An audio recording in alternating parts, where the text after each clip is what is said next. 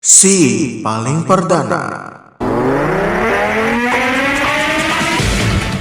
Mantan Kapolres Ngada AKBP Fajar Widyadharma Lukman Sumatmaja dipecat dari kepolisian karena terbukti melakukan berbagai pelanggaran berat. Pelanggaran tersebut meliputi pelecehan seksual dan persetubuhan anak di bawah umur, perzinahan dan penyalahgunaan narkoba. Fajar juga merekam aksi pelecehan seksualnya, menyimpan dan menyebarkan video tersebut ke situs porno luar negeri. Sidang Komisi Etik Polri atau KKEP memutuskan pemberhentian tidak dengan hormat terhadap Fajar, meskipun yang bersangkutan mengajukan banding. Kasus ini melibatkan 4 korban, di mana 3 diantaranya masih berada di bawah umur, dan Fajar telah ditetapkan sebagai tersangka.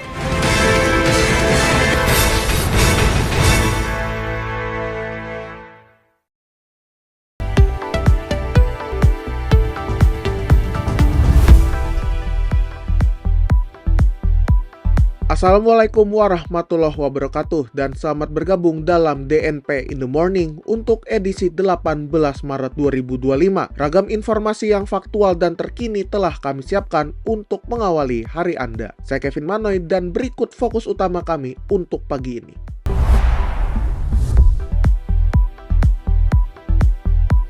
Kapendam buka suara, 3 polisi di Lampung tewas saat grebek judi sabung ayam.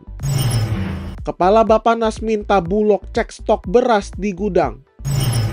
16 villa dan resor mewah di wilayah Taman Nasional Gunung Halimun Salak, Jawa Barat disegel.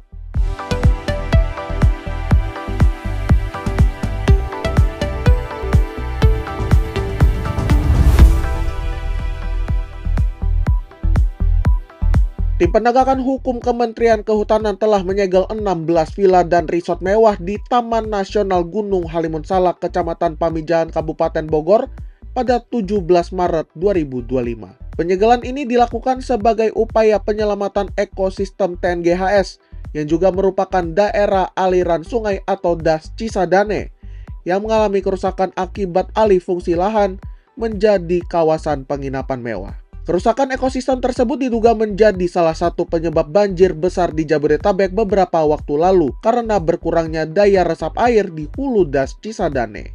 Beberapa villa dan resort yang disegel tersebut antara lain The Michael Resort, Villa Lembah Persona, Villa Alam Syah, dan beberapa villa lainnya di kawasan Cawene dan Ciparai Indah. Direktur Jenderal Pencegahan dan Penanganan Pengaduan Hutan Kemenhut, Yazid Nurhuda menyatakan ini merupakan kegiatan ketiga setelah penyegelan di hulu aliran Sungai Ciliwung dan Sungai Bekasi. Adapun langkah selanjutnya, Kementerian Kehutanan akan memanggil pemilik bangunan untuk dimintai keterangan dan penyelidikan lebih lanjut terkait dokumen kepemilikan dan izin pembangunan. Kepala Badan Pangan Nasional atau Bappenas Arief Prasetyo Adi meminta Perum Bulog untuk melakukan pengecekan ulang terhadap stok beras di gudang-gudang mereka, menyusul temuan beras berkutu di salah satu gudang Bulog.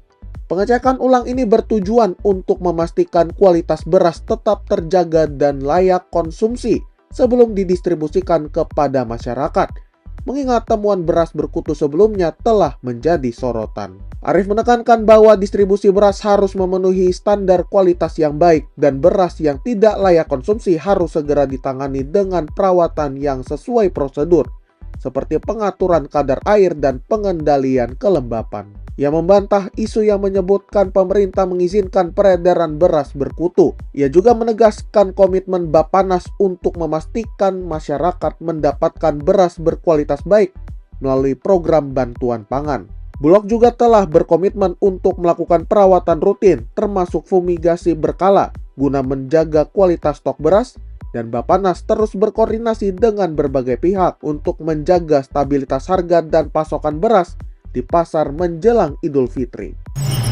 Pemerintah mengumumkan perubahan jadwal pengangkatan CPNS dan PPPK Formasi 2024 dengan CPNS diangkat paling lambat Juni 2025 dan PPPK pada Oktober 2025. Keputusan ini mempercepat rencana semula yang menunda pengangkatan hingga Oktober 2025 untuk CPNS dan Maret 2026 untuk PPPK. Perubahan ini dilakukan setelah adanya protes dari calon ASN yang telah mengundurkan diri dari pekerjaan sebelumnya karena menunggu pengangkatan. Pengangkatan akan ditindaklanjuti sesuai dengan kesiapan masing-masing kementerian, lembaga, Pemda, dan juga instansi terkait.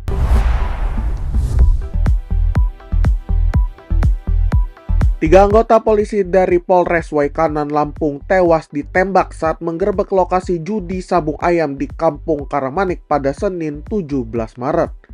Para korban termasuk Kapolsek Negara Batin Ibtu Lusianto, Bribka Petrus, dan Bribda Galip ditemukan tewas dengan luka tembak di kepala akibat serangan orang yang tidak dikenal. Kapendam 2 Sriwijaya Kolonel Infantri Eko Syahputra Siregar menyatakan pihaknya sedang menyelidiki informasi yang menyebutkan bahwa lokasi judi sabung ayam tersebut diduga milik oknum TNI dan akan menjatuhkan sanksi apabila terbukti. Ketiga jenazah polisi tersebut telah dievakuasi ke Rumah Sakit Bayangkara Polda Lampung untuk diautopsi, sementara Kapolda Lampung menuju lokasi kejadian untuk mengamankan anggota polisi lainnya. Kita beralih ke berita olahraga. Legenda Australia Tim Cahill memberikan peringatan kepada pelatih The Socceroos Tony Popovic sebelum pertandingan kualifikasi Piala Dunia 2026 melawan Timnas Indonesia. Cahill mengingatkan Popovic terkait kekuatan tim Asia lainnya di grup C seperti Indonesia, Arab Saudi, dan Bahrain yang kualitasnya setara bahkan lebih baik dari Australia. Meskipun skuad Australia berbakat, Cahill menyoroti waktu persiapan yang singkat sebagai tantangan bagi Popovic dalam menerapkan strategi dan membangun kekompakan tim. Cahill juga berharap Popovic dapat memaksimalkan waktu yang ada dan meraih hasil terbaik dalam pertandingan melawan Indonesia di Sydney.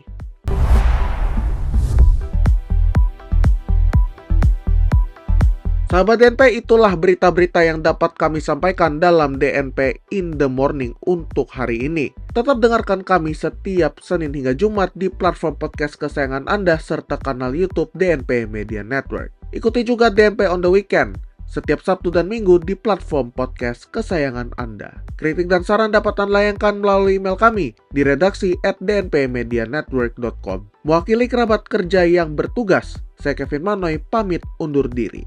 DNP Integrated News Ramadan for you. Selamat pagi, selamat berpuasa untuk Anda yang menjalankannya. Wassalamualaikum warahmatullahi wabarakatuh.